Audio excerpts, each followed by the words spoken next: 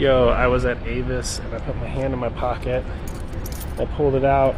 Hey, Pretentious engineer here. I know you didn't ask, but I wanted to let you know how I ended up in Japan. Well, I guess you kind of asked, but basically the job I got is complicated. I've worked as an engineer at Johnson & Johnson for about 7 years across a wide range of minimally invasive surgical devices for cancer surgery procedures. So, historically, like if, for instance, your grandma's appendix went out, they used to have to cut all the way across her stomach, and then that would be considered like an open case, and you'd have 3 to 4 weeks of recovery. It's really bad. Sometimes patients would bleed out because it's too traumatic.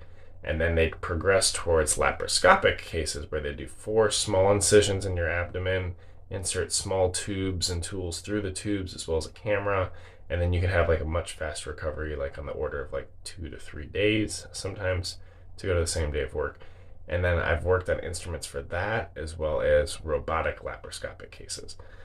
If you want to see a robot that's on the market that's doing that, you could Google or YouTube Da Vinci. Particularly Da Vinci single site is one of the coolest videos. But anyway, I've worked across a wide range of those technologies for the last 7 years as a design engineer, a robotics controls engineer, and a systems engineer.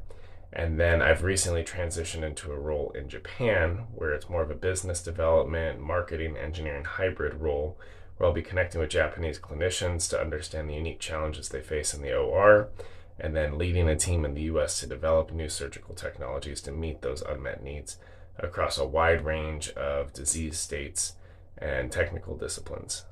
So I'm actually working across like multiple operating companies right now because Johnson & Johnson has like 240 plus companies, all that make really cool technology.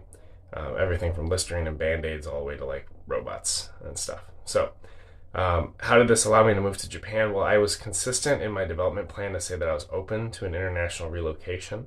And in 2020, in February, I was approached for an international role to move to Japan. And then in March, the world shut down because of COVID.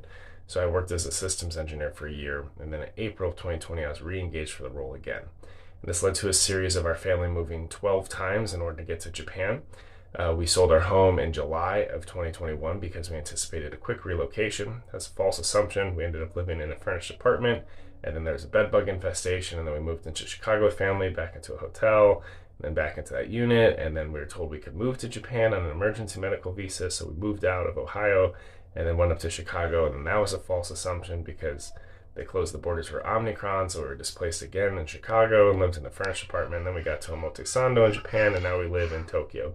And apparently my kids are yelling at each other, so that's how I'm in Japan. It's awesome. But good luck with your 6 kids. I hope you get there. You can sip on that.